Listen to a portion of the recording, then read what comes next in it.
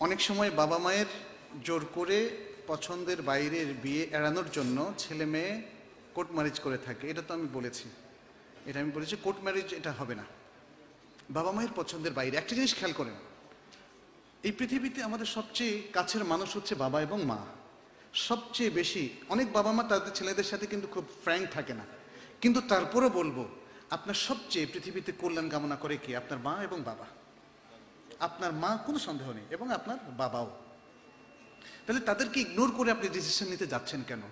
আপনার বিয়ের ডিসিশনটা মানে একজন মুসলিম হিসাবে আপনার সবচেয়ে গুরুত্বপূর্ণ একটা ডিসিশন।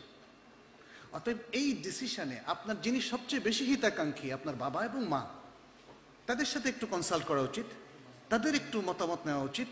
যেই মা আপনাকে এত কষ্ট করে মানুষ করেছেন, যেই বাবা আপনার জীবনের মানে আপনি সক্ষম হওয়া পর্যন্ত আপনার পুরো খরচ দিয়েছেন, আপনি তাদেরকে কেন ইগনোর করবেন? তাদেরকে কেন পাশ কাটিয়ে যাবেন?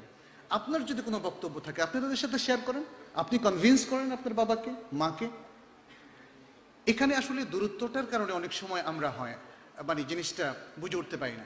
যেমন একটা ছেলে একটা মেয়েকে পছন্দ করেছে, কিন্তু মেয়েটা আসলে ভালো না, কিন্তু পছন্দর মানে ব্যারোমিটারটা এতই উঠেছে যে সে এখন দুনিয়া উল্টে যাবে, কিন্তু এখানে সে বিয়ে না করে থাকবে না। ঠিক একই অবস্থা মেয়েদের ক্ষেত্রে এরকম হয় যে একটা রাস্তার ছেলেকে পছন্দ করে বসছে, অথচ তার বংশ কৌলিন্য, তার দিনদারি, তার সবকিছুর সাথে কিছু ম্যাচ করে না। আচ্ছা আপনি বলুন, আপনার সবচেয়ে হিতাকাঙ্ক্ষী বাবা মা কি করে রাজি হতে পারেন? কিন্তু আপনি তো হৃদয় দিয়ে ফেলেছেন, মুশকিল হয়ে গেছে, এখন এটাকে আর উঠানো যাচ্ছে না। তো যাই হোক, এগুলো দেওয়ার আগেই ভাবতে হবে আমাদের যারা প্রিয় মানুষ তাদের সাথে অন্তত পছন্দের বিষয়টা করতে হবে। হৃদয়টা আল্লাহ তাআলা এই জন্য দেন নাই যে যাকে তাকে আপনি দিয়ে দিবেন, তাই না? এই হৃদয়টা প্রথম দিতে হবে আল্লাহকে, এই হৃদয়টা প্রথম দিতে হবে আল্লাহকে, এবং এই দেওয়াটা প্রমাণিত হবে যদি আল্লাহ এবং তার রাসূল সাল্লাল্লাহু আলাইহি সাল্লামের ইনস্ট্রাকশন মতো আমি চলি, তাইলে আল্লাহকে হৃদয় দেওয়াটা অর্থবহ হবে, কার্যকর হবে। আর আপনি যদি দাবি করেন না আমি আল্লাহকে হৃদয় দিয়েছি, কিন্তু হৃদয়টা পড়ে আছে আরেক জায়গায়, তাহলে তো মুশকিল, এগুলো থেকে আমাদের বেঁচে থাকতে হবে।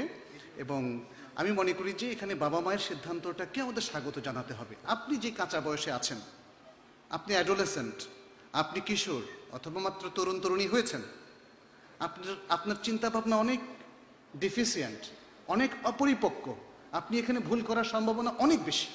এই বিষয়গুলো আমাদের সন্তানদেরকে আমাদের বাবা মারা অথবা আমরা দেইনি, ফলে সন্তান ভাবছে যে আমার বাবা মা তো অনেক বড়, বুঝে না কিছু, আমার অন্তরের জ্বালা তো উনি বুঝবেন না। এই বিষয়গুলোর কারণে এরকম একটা ব্যারিয়ার তৈরি হয়।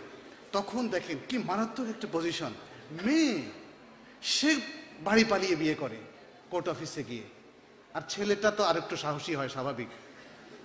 এই বিষয়গুলো বন্ধ করতে হবে। এই বিষয় পাত্রীর ওয়ালি ছাড়া বিয়ে হলো, এখন ওয়ালিরা জানতে পারলেন, কারণ বিয়েটা তো সাধারণত গোপনেই হয়, অনুমতি ছাড়া বিয়েটা গোপনেই হয়। তো সেক্ষেত্রে তারা নসিহত করবেন, তারা মেয়েকে বোঝাবেন এই বিয়েটা শুদ্ধ হয়নি, এবং এটা ওয়াজিব। কিন্তু বাবা মার এই মেসেজটা সন্তানের কাছে কনভে করাটা ওয়াজিব।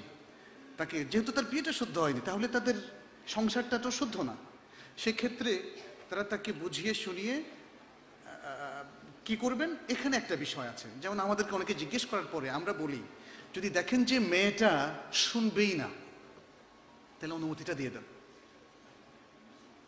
যে পথে সে পা বাড়াইছে আপনি তার জাহান্নামটা নিশ্চিত করেন না, তাকে অন্তত বাঁচার একটা সুযোগ করে দেন। আমার ব্যক্তিগত পরামর্শ হচ্ছে এটা, কারণ তাকে যদি ওই অবস্থায় রেখে দেন, আপনিও তাকে বাসা আসতে দিচ্ছেন না, তার সাথে সম্পর্ক নাই, তাহলে এই মেয়েটার তো জীবনটা জাহান্নাম হয়ে যাবে একদম পুরোপুরি। এই জাহান্নাম হওয়ার জন্য আপনিও কম দায়ী নন।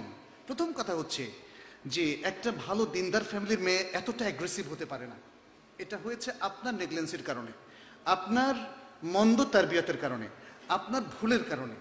আপনি হয়তো অফিস করেছেন, মেয়ের দিন কি করেছে না করেছে এটা খোঁজ খবর রাখেনি, কারণ এটার একটা স্টেজ আছে। প্রথমে দেখবেন যে গল্পের বই পড়ে, হুমায়ুন আহমেদ ইত্যাদি নানা বই পড়তে থাকে, এবং তারপরে আস্তে আস্তে প্রেমের একটা ধারণা জন্ম নেয়, কারণ সেখানে নায়ক নায়িকারা এত বেশি প্রেম করেন আমাদের কবিতার মধ্যে, সাহিত্যিকের মধ্যে, তখন হাওয়ায় উঠতে থাকে।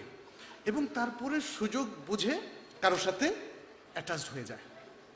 এবং তারপরে এই যে স্টেজটা হলো, আপনার কিন্তু খবর নাই, আপনার আমার কোনো খবর নাই, ফলে তখন আর আপনি তো লাগামটা টেনে ধরতে পারবেন না।